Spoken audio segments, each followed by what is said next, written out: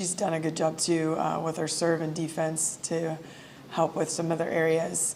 Along with that stabilization is in our libero position, 2 young ladies that are brand new to the program as well, a little bit younger freshmen, Maya Thomas and Leah Schneider, have done a fabulous job in and out in different positions to the role, but defensively, those 2 young women, just being brand new, are very stable and very mature. So having some new additions like them, even Nikki Kashada-Faye, she's not been a big impact player statistically, maybe she's standing off the page, but she comes in with maturity and experience.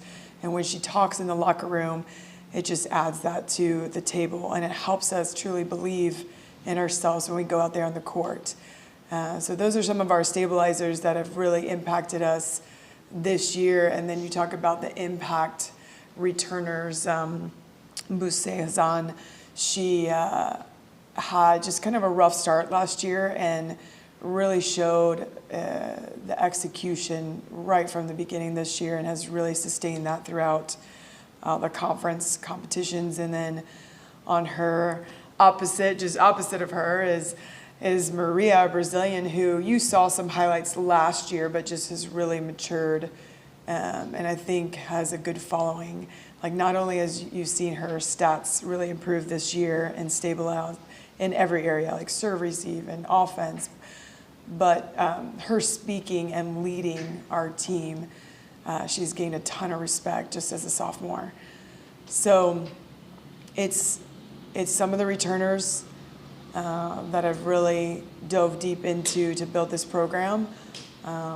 Like Marta and TZ have also helped, but also a lot of the newcomers, and it's just a perfect combination to get what we have accomplished, and obviously we want more in the next coming matches here. So in the video after the FAU, when you have the trophy and you run in the locker room, obviously Really pretty happy. Could you Yes. describe that minute or two, what that was like to have that moment? So the feeling of joy was a million different things kind of going through our heads, I think, as a team, and I say that as a staff and players as a whole, because we didn't do our best the night before, just to be honest. Some fear came out, and that was a little bit of surprise at how well we played against ECU. But this is the battle with, I think, us in building and a lot of young women in competitive athletics right now, is sometimes those ideas sneak into your mind, and we did not execute at our highest level. So as you saw some captions in some of the video that we were able, you could see our game plan and a little bit of our game plan, and I was extremely proud at how they came out, honestly, and executed that, and just the toughness and the team chemistry. Like, they were fighting for each other. They were relentless in the pursuit on defense, super aggressive with their offense. And so not only for the win and like what it meant to gain that championship, but it's more so of just how they reacted and responded. I was extremely proud. Like, that was so fun to see them play that hard, and I love that. And I just let them know that feeling every time we did it. And so I honestly ran out on the court because of that elation, just that feeling of just how proud I was of them playing that hard, and how I never want them to forget that, and just bring that every chance we get out there, Yeah. That was it. So obviously you have higher goals, but does this feel like the foundation? Yes. You set a foundation here? Yes. I mean, I came here to change this program to be back at the level that I was playing at when I was here, and it just feels like kind of that opening door to be able to walk through and get those accomplishments and those accolades, and so it's a feeling of openness, like it's happening. We've come across, it felt like some closed doors, and you think you don't understand, like, why, because you believe in these young women, and you believe in what I can create, and now those doors are opening, and we're finally, the work that we're putting in and the attitude that's behind it is just kind of taking it's taking part now, and it's like seeing the light as the doors open, for sure. It feels amazing. Coach, one of the last times this program saw a championship title was when you were a player here early in the 2000s. Now you're a coach, you're one night away from arguably winning another championship. How does it feel for you? Is this like a full circle moment for you, or? Yes, yeah, it's just like a glimpse. And even some of my former teammates and coaches are like, just comments of like, they're playing like you, Joe, like the intensity out there and how hard they're playing. And for the last couple of years, how, you know, I've invested in, my staff has invested in helping them get to that level of just playing hard and enjoying it. You know, playing with a smile is just, it brings back those memories of how fun it was to play with my teammates and just the level, how we would challenge great opponents. And I could see that in these young women's eyes when they're out there pushing. And that to me is very fulfilling. And it shows the direction we are going. It's, like I said, it's starting to open that door, and I think they're feeling that. They're starting to feel the joy of winning and really fighting for those wins, not be given them, but also creating that. And once you feel that as a player, that you can create and you can start to control the momentum of matches, like, it's a very liberating feeling. And I'm starting to pull these things to connect them inside them emotionally so that they know how to go and do that. So it brings back a ton of memories, and it's fun to share with some of my former teammates and coaches, for sure, and they're seeing it, and they're all supportive of it. Yeah. You've seen a couple during the ECU game, a few of your players were honored on senior night, and we saw everybody being, you know, obviously tearing up at their final years with the program, but just kind of have this send-off for them with everything that's kind of gone off the program over the last 3 years. What does it mean to them to give them kind of this final send-off? As behind the scenes, to be honest, these young women and I and, you know, some of the staff that has been here for a couple of years, and we know the different challenges that, you know, a lot of different people have had to go through, but building a program through COVID and the response of that is had different challenges. And what I believe they take away is just learning from those moments and truly believing, like, when you face hard, that you can persevere through it. So it's a good foundation for this program to have gone through that hard. And I can, being on the other side of it, like, sure, it's easier to say, but going through some of that stuff has really helped these young women, I think, beyond these years of college and and athletics. It's like, it's going to go deeper when they have to persevere in stuff that gets hard in life, right? So they know that, and they know that they're leaving a legacy in what they have helped build here, for sure. They know that deep down. You mentioned also a couple of the transfers that you brought in, obviously with Caroline being one of them, but to that, like, whole group of just, like, new additions, what's, I guess, attributed to them being able to seamlessly, like, kind of come in and just step up? I know, it's I think it's their genuine personality, like, you know, when I think of Caroline and how stable she is,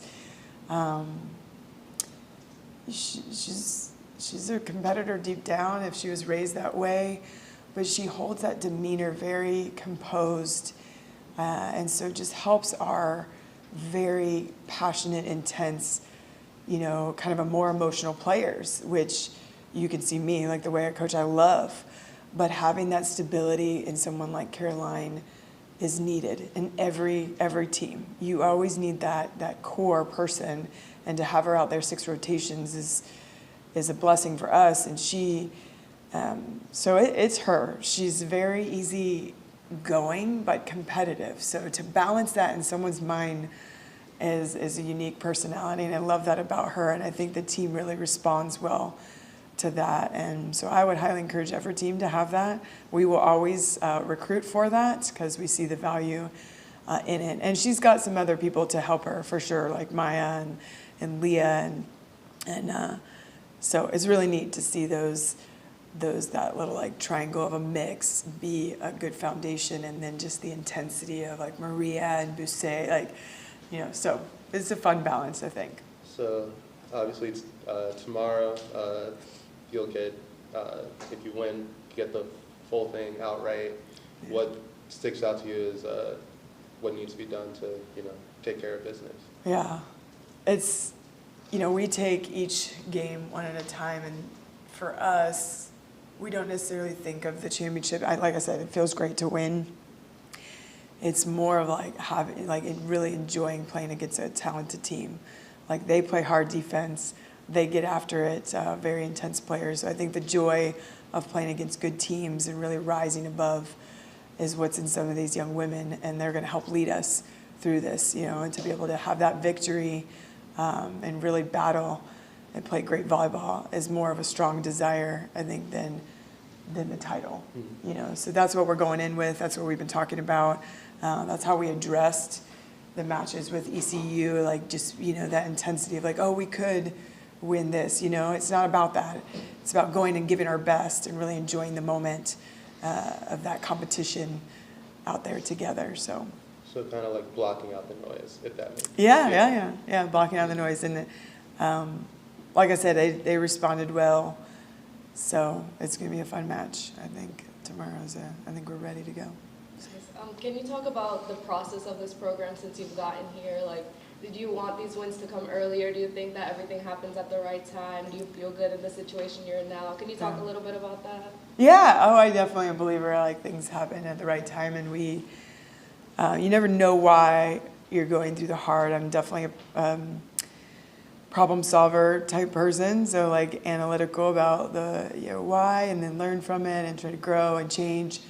So there's a lot of reflection for sure over the last couple of years, and I'm grateful to have the staff that I do to help me balance that in my mind, but also some of these young women that have gone through it with me to talk through and have those conversations, and to know that hopefully I'm still inspiring them through it, has helped give me the courage to persevere through this, and to keep my vision alive and never died. I think it grew, and it made me stay determined. Like, no, it's going to happen. It is about the right timing, and I had to go through that to learn, and these young women that have been along with me, like Marta, had to go through it to learn and to lay this foundation and bring the right staff and the right athletes here to make this stuff happen. I'm grateful that I've given that opportunity and that length of time to do it, to build it, and I want to keep going, and this is home, and I see a lot more things to accomplish for sure, and it's really fun to see the needle moving, and like I said, not just the wins, but just the fight and that fire. It's hard to burn that out when you have it the way we have it right now. So you mentioned building a program through COVID. Throughout those challenges, what could you pinpoint? Like, obviously, like where you guys at right now? What was maybe like the lowest point for you guys at one point? The lowest point.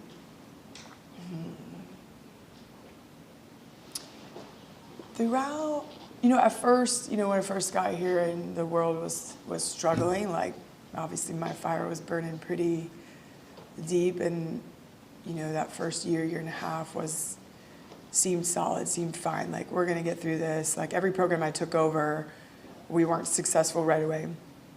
So it was probably the middle, before this year, it was like that middle year and a half where there was some unfortunate injuries, like some really crazy stuff that you don't see every day. And I felt pain for these young women. Like, I genuinely, why are we going through unfortunate injuries or just unfortunate events?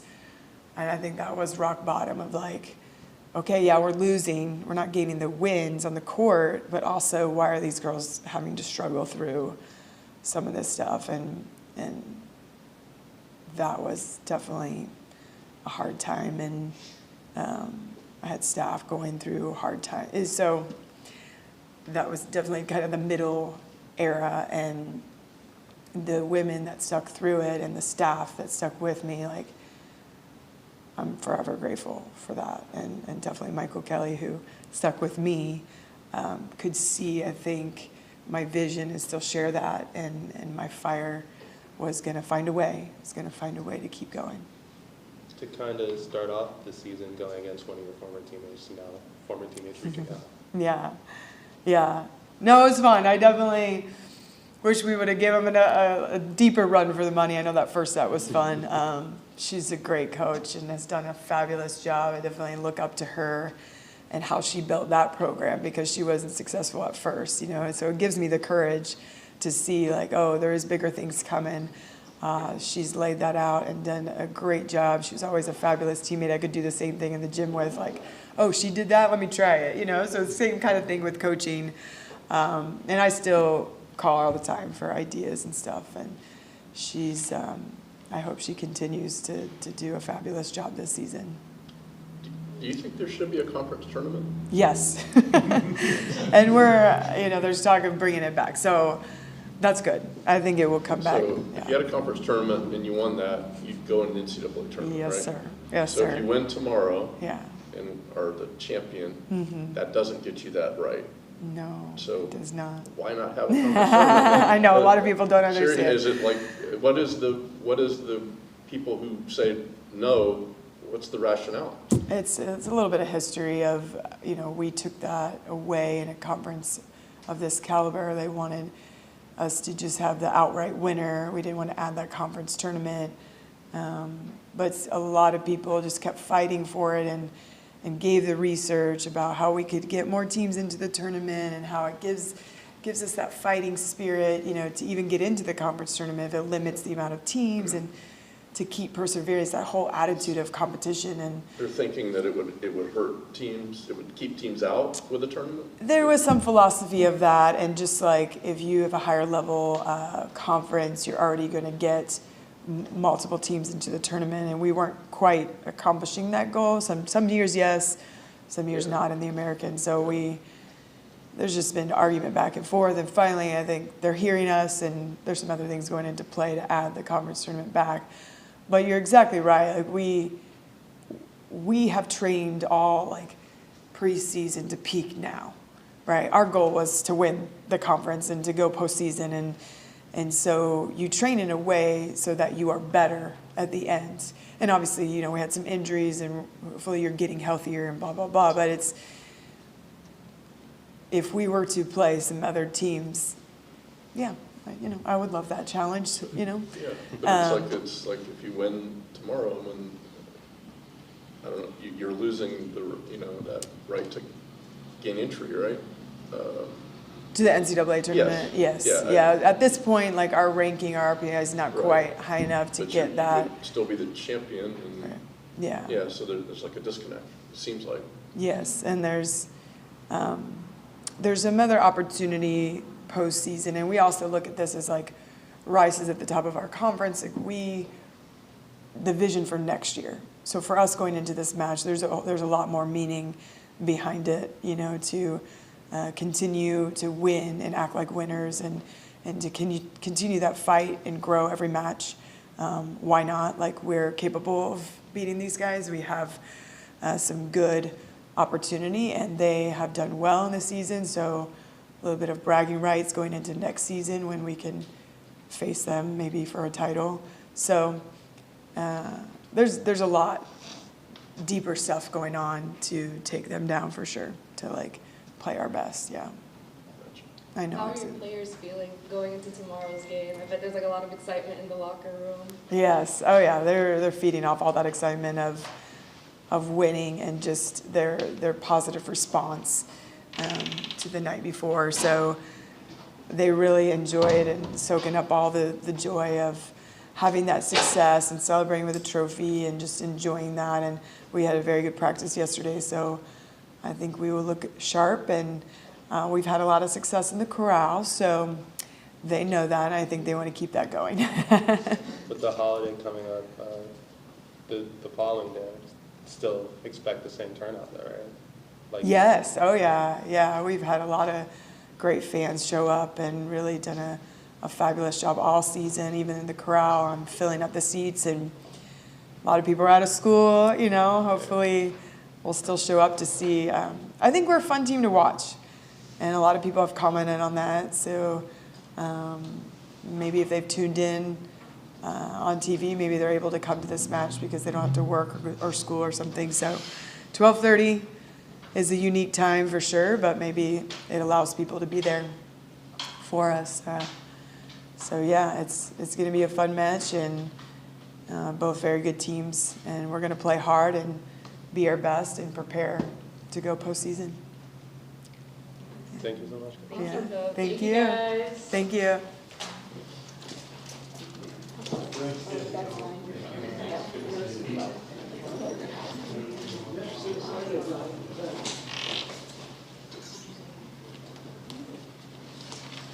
You guys get to go home for Thanksgiving, or what are you guys doing? Oh, me, I'm stuck in town.